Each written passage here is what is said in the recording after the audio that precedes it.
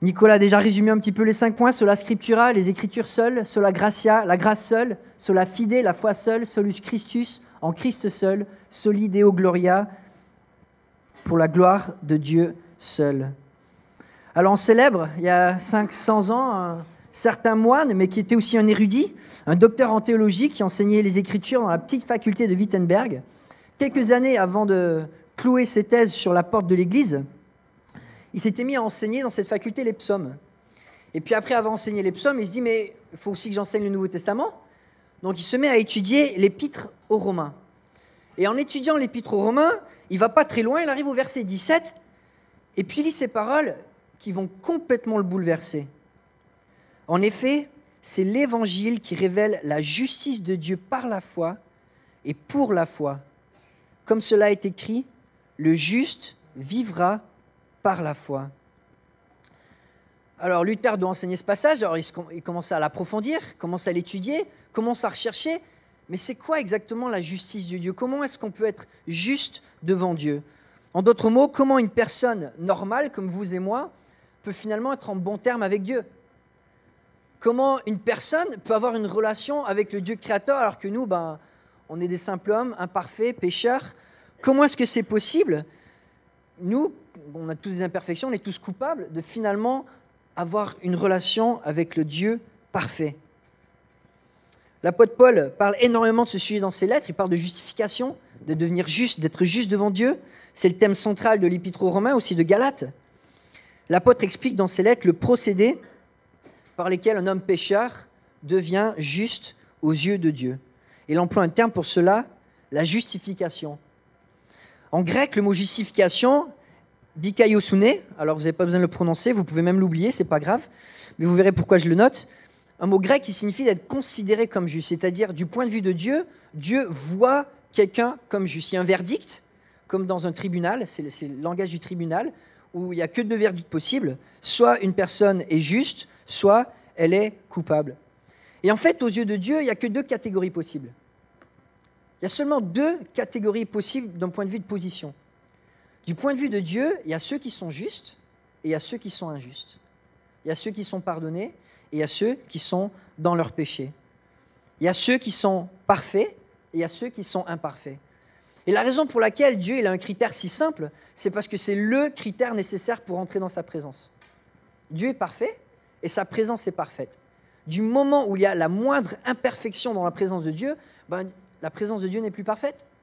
Et du coup, Dieu n'est plus Dieu. Donc c'est incompatible d'avoir de la perfection mélangée à de l'imperfection. On le voit dans les psaumes, en psaume 5, versets 4 et 5, le psalmiste écrit « L'Éternel, Éternel, le matin tu entends ma voix, le matin je me tourne vers toi et j'attends, car tu n'es pas un Dieu qui prenne plaisir à la méchanceté, le mal n'a pas sa place auprès de toi. » Le mal n'a tout simplement pas sa place auprès de Dieu. Il n'y a que 2 catégories possibles, parfait, imparfait. Et Dieu fait des divisions nettes. Quand Satan se rebelle au ciel, Dieu lui dit je te donne un petit coin dans mon paradis, tu restes, mais bon, on se parlera un peu moins. Non, il le chasse. Il n'y a plus de relation possible. Quand Adam et Ève tombent dans le péché, il les chasse du jardin. Il ne va plus aller leur parler le soir comme il le faisait avant. Il y a une relation qui est brisée parce qu'une fois qu'il y a l'imperfection, c'est plus compatible avec la personne de Dieu. Pour avoir une relation personnelle avec Dieu, il faut être considéré devant Dieu, il faut être regardé par Dieu comme parfait. Alors vous l'aurez compris, c'est quand même une mauvaise nouvelle parce que parmi nous, je ne sais pas s'il y en a beaucoup qui passent le cap. Je pense qu'on est tous imparfaits, enfin je pense, je le sais, sauf si vous pouvez me convaincre autrement, mais ça m'étonnerait. Sur Terre, personne n'est parfait. Personne ne mérite la présence glorieuse de Dieu. Personne ne peut frapper à la porte du ciel et dire « Dieu, regarde ma vie. Je mérite que tu m'aimes pour toute l'éternité dans ton palais de gloire. Regarde comment j'ai vécu, les décisions que j'ai prises, la sainteté de ma vie. Regarde, aujourd'hui, je mérite ton amour éternel pour toute l'éternité et toutes tes bénédictions qui ne s'arrêtent jamais. » Enfin, franchement, même si on arrivait à amasser tout ce qu'on mérite, ça durerait peut-être quelques années, mais pas l'éternité, il ne faut pas se leurrer quand même. Qui sommes-nous pour se présenter à Dieu et dire Dieu, voilà, je mérite ton amour pour toute l'éternité. On ne peut pas. Ça, c'est la mauvaise nouvelle. Mais Paul, dans sa lettre, lui, il a envie de parler de la bonne nouvelle. Alors oui, la mauvaise nouvelle, faut la connaître pour comprendre la bonne nouvelle. Mais la bonne nouvelle, évangélio en grec, évangile, cette bonne nouvelle, c'est que Jésus, finalement, il est venu sur terre pour s'identifier à nous. Il est venu en tant qu'homme pour devenir un homme comme nous, pour quelque part, on devienne un avec lui, qu'on fasse équipe avec lui, qu'on lui donne notre vie, qu'on s'unisse à lui, et qu'une fois qu'on est dans son équipe, au lieu que Dieu nous voit à nous dans notre péché, il nous voit dans l'équipe de Christ, qui lui, il n'a jamais commis de péché. Lui, il nous représente. Et en tant que représentant, lui est parfait. Et parce qu'on est en Christ, qu'on a tout donné à Christ, Dieu considère que finalement on est juste. Dieu regarde et il ne voit aucun péché parce qu'il nous voit au travers de Christ. Ça, c'est la bonne nouvelle. Paul va écrire en Romains 8, verset 1, « Il n'y a aucune condamnation en Jésus-Christ. » On est tous pécheurs, on mérite tous d'être condamnés. Mais une fois qu'on est en Christ, Paul dit, il n'y en a plus. Parce que du regard de Dieu, on est considéré comme parfait. C'est l'identité avec laquelle il nous regarde en Christ. Peu importe notre ardoise, peu importe notre passé, si on est en Christ, unis à Christ, c'est-à-dire on s'est repenti de notre péché, on lui a confié notre vie, Dieu nous dit, à ses yeux, on est parfait. La Bible utilise des mots clairs pour expliquer ces vérités. Mais le problème de l'époque de Luther, c'est qu'il y avait des petits soucis de traduction. On a parlé du mot justification, qu'on utilise en français. En grec, c'est un mot qui signifie de considérer comme juste, mais le latin, il avait traduit justificare par un mot qui en latin vient de deux mots, justus, juste, et facare qui signifie de faire. Et c'est une définition qui finalement, il y a une petite nuance, mais qui est très différente. Parce que ce n'est pas que Dieu regarde comme juste, mais c'est que Dieu progressivement rend quelqu'un de juste. Il le fait devenir juste. Et en fait, cette doctrine, pendant 1000 ans, elle était dans l'Église, elle a rendu l'Église confuse sur l'œuvre de Dieu.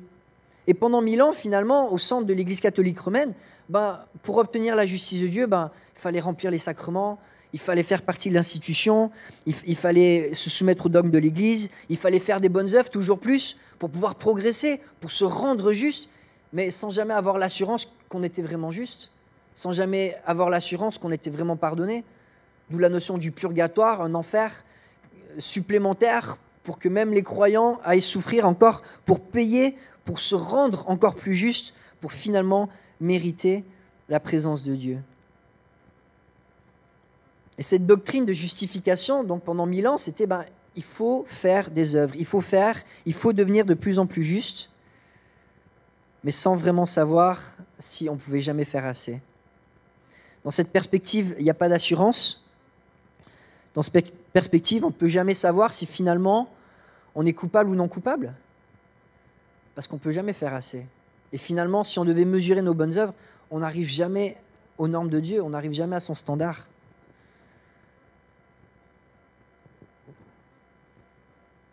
Et Luther avait grandi dans un milieu qui était comme ça, il avait fait des pèlerinages, il avait fait la pénitence, il avait tout essayé pour essayer de gagner les faveurs de Dieu. Mais il disait, mais finalement, tout ça c'est du ressenti. Est-ce que ma justice, c'est si je pense que les autres pensent que je suis une bonne personne? Ou si je pense que j'ai fait assez? Ou si je vois dans certaines pratiques de l'Église que j'ai trouvé ma place et que finalement, à cause que je suis dans cette position dans l'Église, finalement...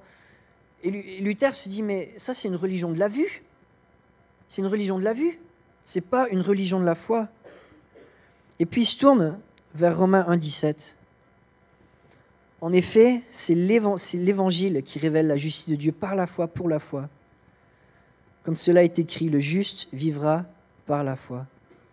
Et là, il s'aperçoit, les chrétiens ne sont pas appelés à vivre avec une épée de Damoclès autour de leur tête qui est prête à leur tomber tout dessus à n'importe quel instant.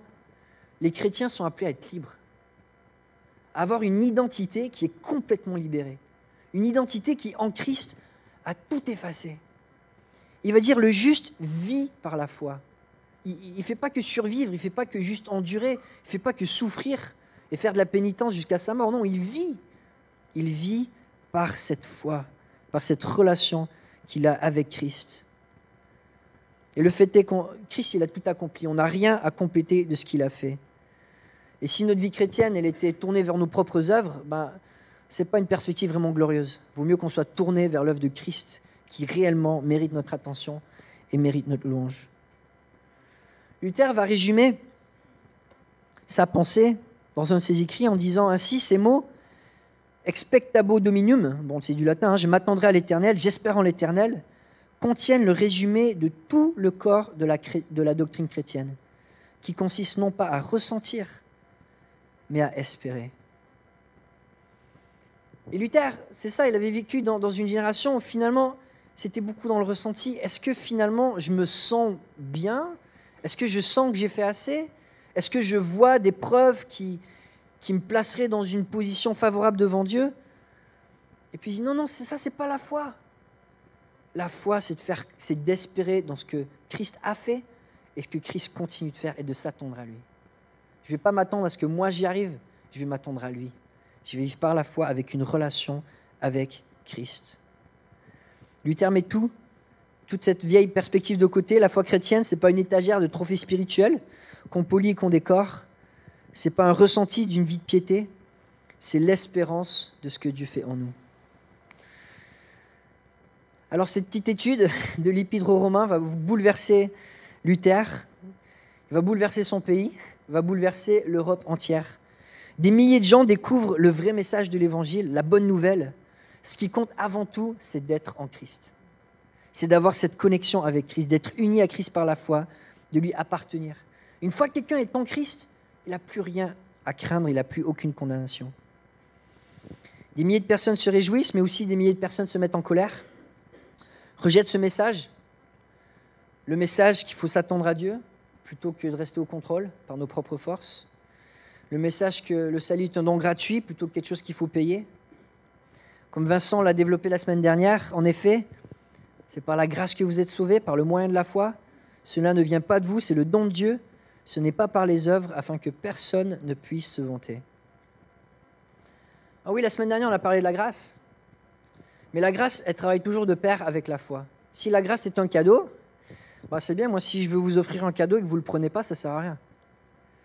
Si je vous donne une grâce, mais que vous n'avez pas les yeux ouverts de la foi pour le recevoir, ça ne sert absolument à rien.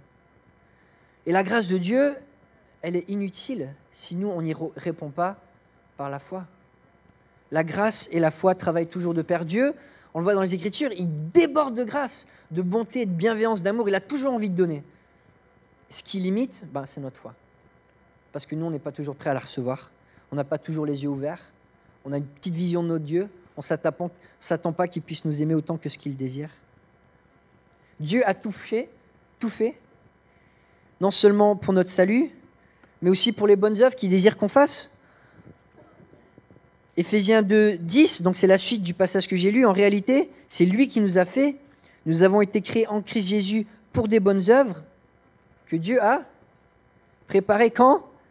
D'avance. On n'a pas besoin de les inventer. On n'a pas besoin d'inventer les bonnes œuvres. Dieu les a toutes inventées. On n'était pas capable de se sauver, c'est lui qui l'a fait, et on n'est pas capable de faire des bonnes œuvres qui méritent son attention. On doit dépendre de lui.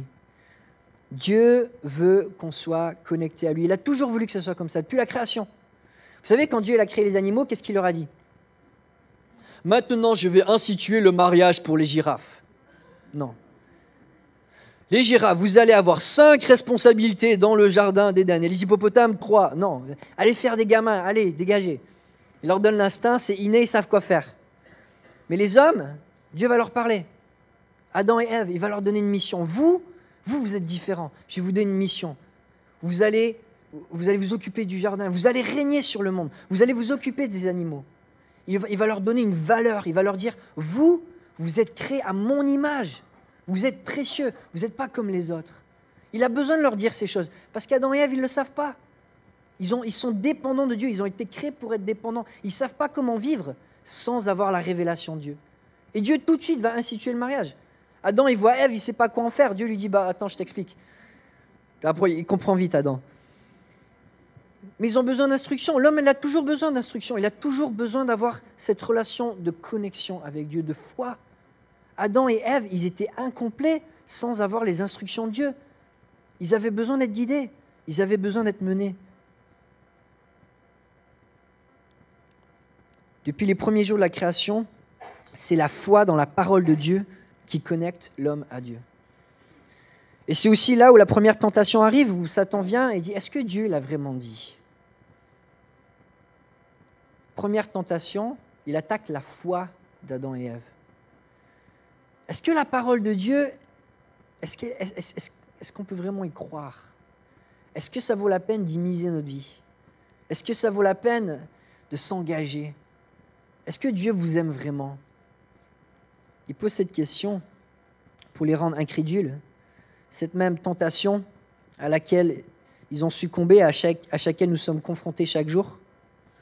L'incrédulité. De dire, est-ce que je vais m'engager avec Dieu ou est-ce que finalement, je vais créer mes propres promesses ou croire à celles du diable? Spurgeon disait sur l'incrédulité, « Oh, croyez-moi, si nous pouvions rouler tous les péchés dans une seule grande masse, si vous pouviez prendre le meurtre, le blasphème et l'adultère, la fornication et tout ce qui est vil, pour les unir dans une grande boule noire de corruption, il n'égalerait même pas le péché de l'incrédulité. Ce péché est le monarque des péchés, la quintessence de la culpabilité, le mixture du venin de tous les crimes, le bas-fond du vin de Gomorrhe. C'est le A1 du péché, la pièce maîtresse de Satan, le chef-d'œuvre du diable. » Bon, on s'exprime plus trop comme ça de nos jours. Mais l'incrédulité, c'est ce qui nous déconnecte de Dieu. Donc forcément, une fois qu'on est déconnecté des promesses de Dieu, qu'on est déconnecté de tout ce que Dieu a pour nous, il ne nous reste plus rien. Il ne nous reste plus rien. La foi est ce qui nous connecte à Dieu. Ça a toujours été le cas. Mais qu'est-ce que la foi réellement? Qu'est-ce que la foi réellement? C'est ce qu'on va regarder aujourd'hui en Hébreux chapitre 10, verset 35, jusqu'au chapitre 11, verset 3. Alors j'ai la fin du verset 10 juste pour donner un petit background, un petit peu de contexte, et on va se pencher plus vers les versets 1 à 3. Ce qui est intéressant dans ce passage, donc, comme on va lire à partir du verset 35, l'auteur va citer un passage, le même passage qui a, révolutionné la perspective de Luther, qui était cité en Romains. Donc l'auteur de l'Hébreu va aussi le citer, un passage qui était déjà une référence de l'Ancien Testament dans le livre d'Habakkuk. On arrive donc au chapitre 10 du livre d'Hébreu. Le livre d'Hébreu, il parle de quoi en fait? Il parle de la suprématie de Christ. Depuis le début du livre, l'auteur est en train de convaincre les gens que Christ est supérieur. Il est supérieur à Moïse, il est supérieur à la loi, il est supérieur aux anges, il est supérieur à l'Ancienne Alliance, il est supérieur à tout. Christ est digne de notre confiance. Et dans sa lettre, il va donner beaucoup d'exhortations à son auditoire en leur disant « Dieu est digne, Jésus est digne, donc placez votre foi en lui et ne soyez pas incrédules. » Donc je vous invite à lire avec moi à partir du verset 35. « N'abandonnez donc pas votre assurance, qui est porteuse d'une grande récompense. Oui, vous avez besoin de persévérance pour accomplir la volonté de Dieu et obtenir ainsi ce qui vous est promis. Encore bien peu de temps, et celui qui doit venir viendra et ne tardera pas, et le juste vivra par la foi. Mais s'il revient en arrière, je ne prends pas plaisir en lui. Quant à nous, nous ne faisons pas partie de ceux qui reviennent en arrière pour leur perte, mais de ceux qui ont la foi pour le salut de leurs âmes. Or, la foi, c'est la ferme assurance des choses qu'on espère, la démonstration de celles qu'on ne voit pas. C'est à cause d'elle que les anciens ont reçu un témoignage favorable.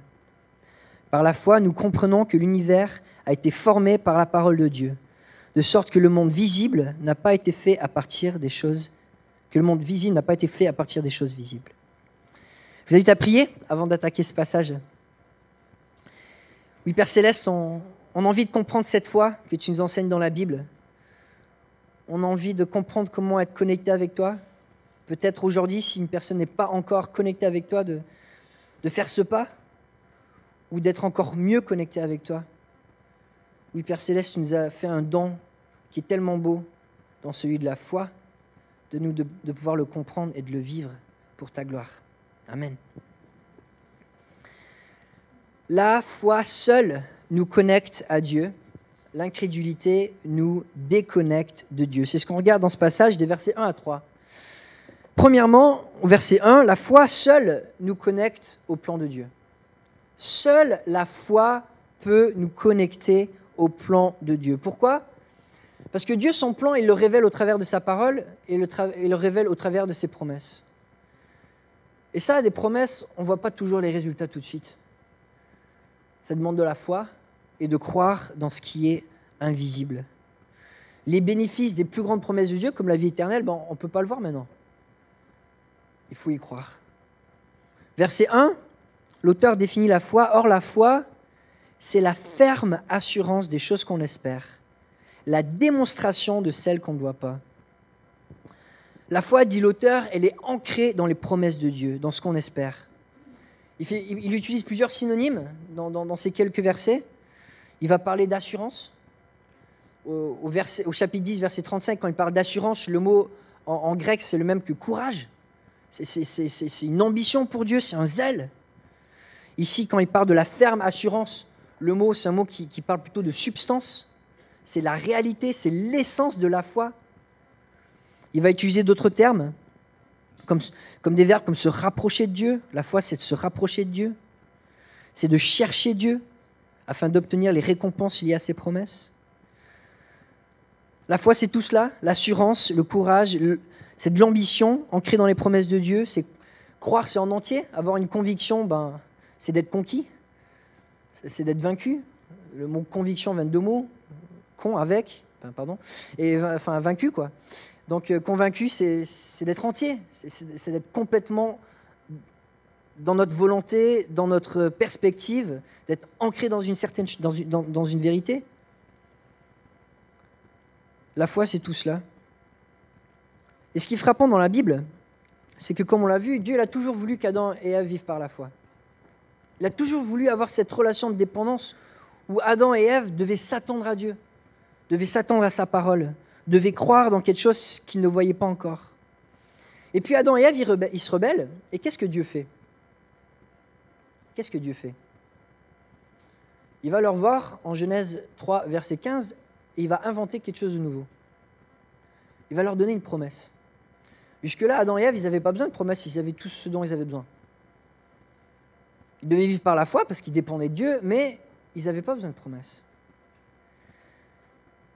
Et puis ils se rebellent, ils perdent leur sainteté, leur relation privilégiée avec Dieu, et la première chose que Dieu fait, c'est de leur faire une promesse: de la postérité de la femme viendra un homme, un Messie, qui écrasera Satan, qui vous délivrera. Cette promesse va se développer au fil des siècles, jusqu'à la venue de Jésus, Dieu fait homme, qui vient prendre notre place sur la croix, payer le prix pour nos péchés, nous rendre saints et justes devant Dieu par son sacrifice. Le Dieu de la Bible révèle ses plans par ses promesses. Et on ne peut pas être connecté à Dieu et ses plans si on n'a pas la foi dans ses promesses. Dieu fait des promesses. Il n'a pas failli envoyer son Fils et ne faillira pas à accomplir ses autres promesses. Mais pour pouvoir bénéficier de toutes ces promesses, il faut y croire. Et la foi, pour moi, c'est un peu comme un bateau. Dieu, ses promesses, elles sont infaillibles. C'est comme un bateau tank qui est incoulable. On a beau lui jeter des missiles, on a beau lui mettre dans la tempête, le bateau, il coulera jamais. Les promesses de Dieu, on ne peut jamais les détruire. Mais par contre, si vous êtes sur le pont du bateau et qu'il y a une grosse vague qui arrive et que vous n'êtes pas attaché, là, il y a des problèmes. Ou si un missile qui arrive et vous n'êtes pas caché dans la coque, là, il y a des problèmes. Les promesses de Dieu sont fermes, mais c'est pour ça aussi que le revers de la médaille, c'est qu'on a besoin d'avoir une foi qui soit ferme. Parce qu'une foi qui n'est pas attachée, qui n'est pas liée à ses promesses, elle ne peut pas bénéficier de ses promesses. Par contre, une foi qui est fermement attachée au bateau des promesses de Dieu va défier la terre entière et va démontrer l'invisible, nous dit l'auteur. Une foi agissante est la preuve du Dieu invisible. Dans la Bible, on voit trois aspects des promesses de Dieu. Si j'avais retrouvé, les promesses de Dieu, premièrement, sont liées à une promesse, à une personne. Les promesses de Dieu sont liées à une personne, le Messie Jésus-Christ. On le voit, la première promesse des Écritures, il va y avoir un Messie qui va venir. La dernière promesse des Écritures, Jésus qui dit « Je reviens bientôt ». Toutes les promesses des Écritures liées à la personne de Christ, il y en a énormément. Il n'y a aucune condamnation en Jésus-Christ, on a lu. Il est avec nous jusqu'à la fin du monde. Il nous promet une joie parfaite quand on l'obéit. Il promet que rien ne peut nous séparer de son amour. Il promet qu'il va revenir. Il est l'espérance de la gloire. On peut faire la liste, il y a des centaines de promesses attachées à cette personne de Jésus-Christ. Les promesses sont aussi attachées, liées à une place, le ciel. En Christ, nous allons ressusciter. L'Église va apparaître devant Christ glorieuse et sans tache. Dieu promet la vie éternelle, une récompense, un repos éternel, une nouvelle terre et des nouveaux cieux, l'assurance du salut éternel.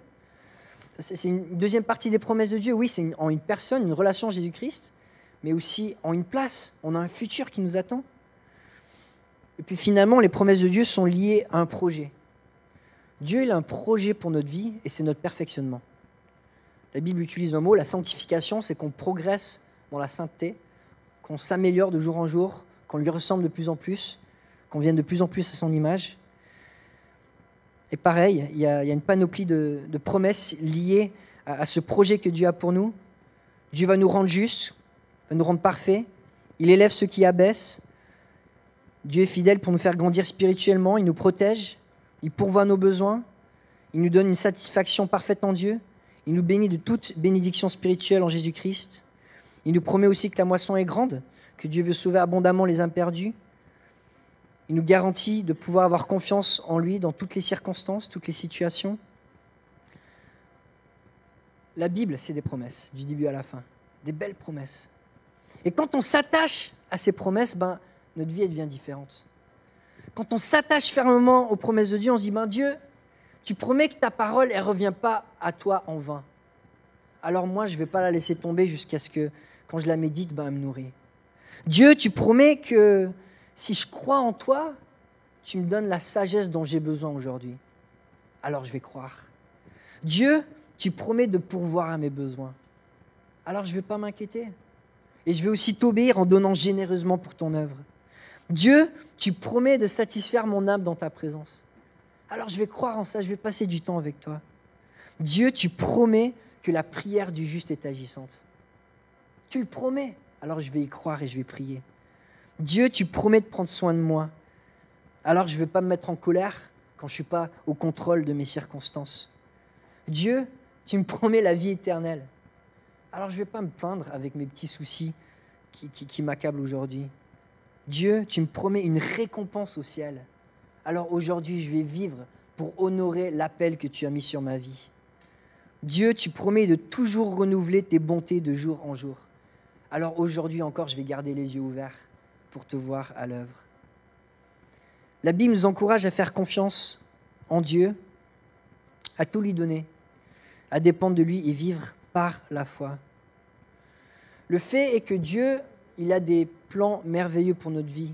Et Dieu, il n'a pas besoin de nos suggestions pour nous aider à trouver notre bonheur. Il n'a pas besoin de notre aide pour nous rendre heureux. C'est lui qui a inventé l'humanité. Il sait comment rendre une personne heureuse et il le fait au travers de ses promesses, en accomplissant ses promesses quand notre foi y est attachée.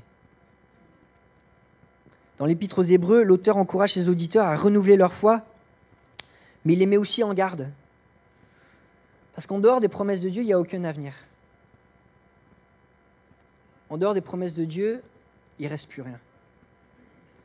Et si on ne s'attache pas à ces promesses, on coule. Seule la foi dans les promesses de Dieu promet un réel avenir. La foi seule nous connecte au plan de Dieu. La foi seule nous connecte à la personne de Dieu. On voit ça au verset 2, où l'auteur parle donc du témoignage de gens qui finalement étaient considérés comme favorables par Dieu. Verset 2, c'est à cause d'elle, donc de la foi, que les anciens, donc les hommes et les femmes du passé, ont reçu un témoignage favorable. Ils vont faire la liste, commençant avec Abel, Enoch, Noé, Abraham, Moïse. Il va parler de ces gens dans les Écritures, de génération en génération, qui ont eu cette foi, qui ont vécu de manière différente, qui ont accompli des grandes choses pour Dieu. Et il insiste, tout commence par la foi. Au verset 6, il va dire, sans la foi, il est quoi ? Impossible de plaire à Dieu. Il n'y a pas de connexion. Sans la foi, c'est impossible de plaire à Dieu. Sans la foi dans ce qu'on fait, jour après jour, dans toutes nos activités, que ce soit au travail, à la maison, tout ce qu'on fait, s'il n'y a pas la foi, c'est impossible de plaire à Dieu. La foi, c'est ce qui nous connecte avec Dieu. S'il n'y a pas cette foi, il n'y a pas de relation. Sans avoir mis sa pleine confiance en Dieu, sans avoir donné notre vie à Jésus-Christ, Dieu nous regarde comme imparfaits. Et le problème, c'est que Dieu, il est parfait. Et l'imperfection, c'est tout ce qui est opposé à la perfection. La perfection et l'imperfection, c'est deux mondes qui sont complètement différents. C'est pas, il manque juste un petit peu pour finalement franchir un cap, on est proche. Il y a la perfection, il y a l'imperfection et la perfection. Non, c'est deux mondes qui sont complètement séparés. Surtout aux yeux de Dieu. Dieu est parfait, et le moment où nous sommes imparfaits, nous sommes opposés à tout ce qu'il est.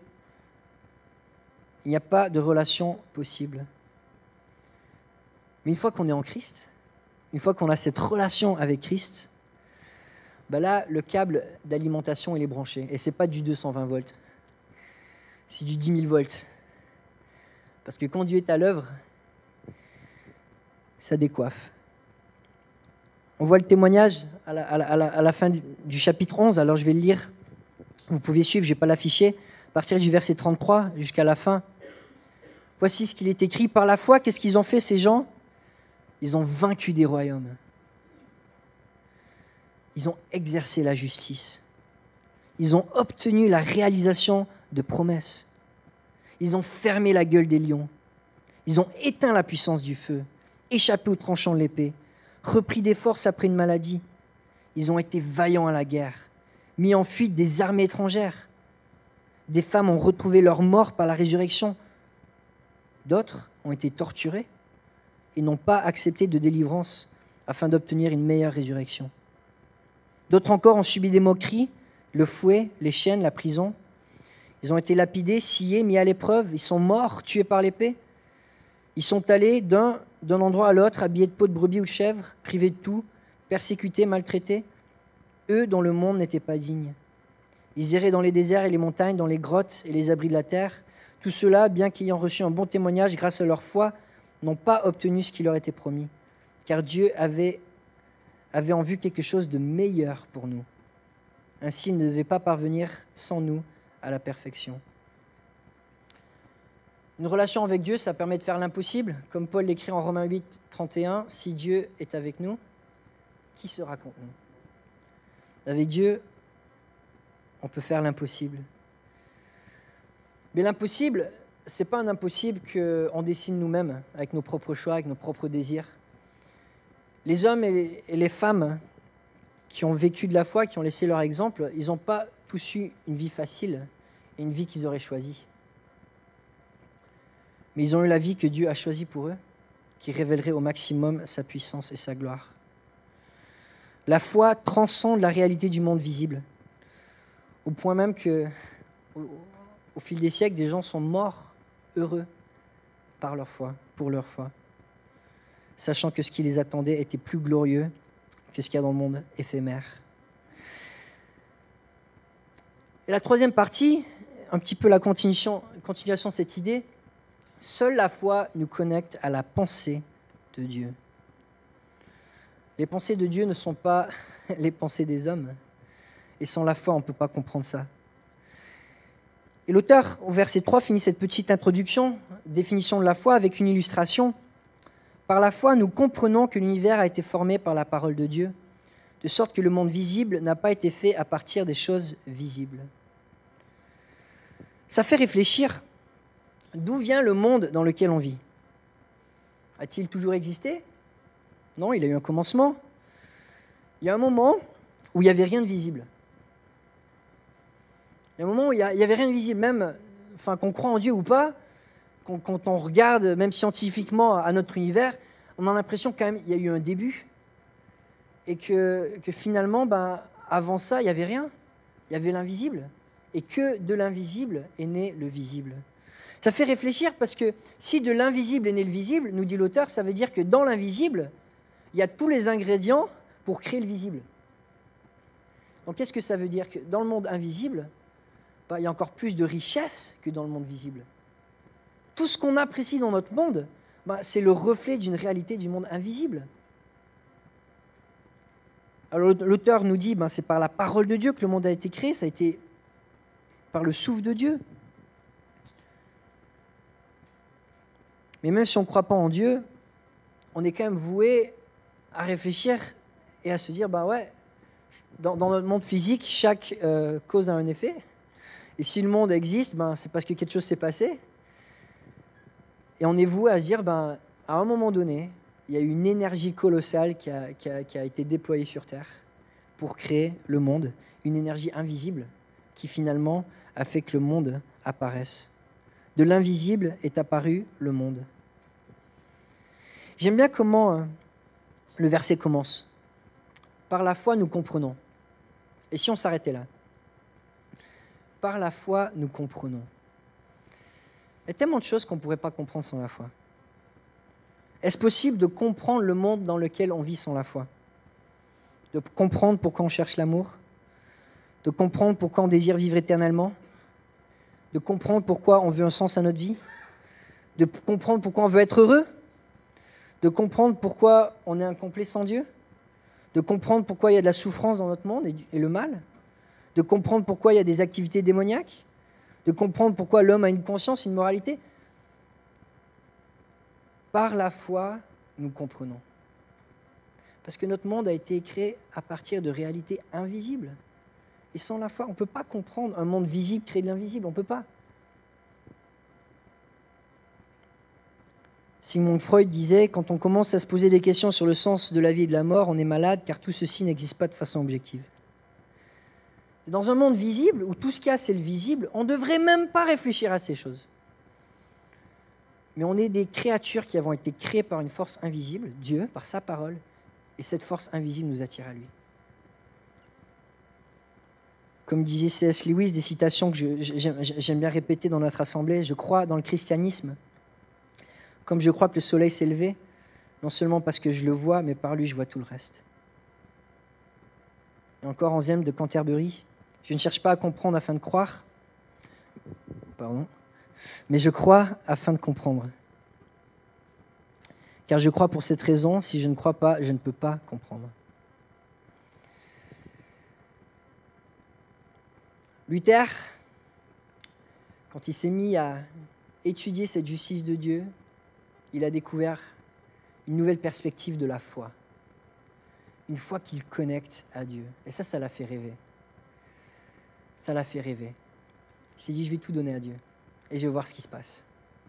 500 ans plus tard, on voit le reflet de cette foi, on voit le reflet de cet engagement, où des millions de personnes, comme lui, ont redécouvert cette foi, cette connexion avec Dieu, où la religion, finalement, ce n'est pas quelque chose de compliqué, où Dieu est distant, on ne sait jamais si on fait assez, où on remplit des traditions, mais finalement, Dieu, il semble loin. Dieu veut qu'on lui fasse confiance de A à Z, pas juste un peu, qu'on soit entièrement à lui, connecté à lui, du début à la fin. Amen. Prions. Père Céleste, merci pour ta parole. Merci pour les exemples d'hommes et de femmes de la foi qu'ils ont rendu visibles les réalités invisibles par leur témoignage. Et Père Céleste, on vit dans un monde où ce qui frappe à l'œil est ce qui est prisé. On vit dans un monde où on aime on aime le ressenti, on aime ce qu'on voit, on aime ce qu'on contrôle. Pourtant, Père Céleste, il y a une réalité encore plus belle, encore plus profonde, éternelle, qui est dans ce monde invisible que tu nous donnes de connaître par la foi. S'il y a des personnes ici, Père Céleste, qui n'ont pas encore fait le pas de la foi, de se connecter à toi, de se donner à Christ, de se repentir de leurs péchés pour croire en ta parole, croire en toi, dans le sacrifice que tu as fait pour eux, je te prie de leur donner la force de croire aujourd'hui et de se donner à toi. Et pour tous ceux, Père Céleste, qui sont déjà connectés à toi, donne-nous, Père Céleste, de rester connectés à toi et de prendre plaisir dans cette relation que tu nous donnes, de croire en tes promesses et de ne pas les lâcher jusqu'à ce qu'on en voit les résultats. En ton nom, on prie. Amen.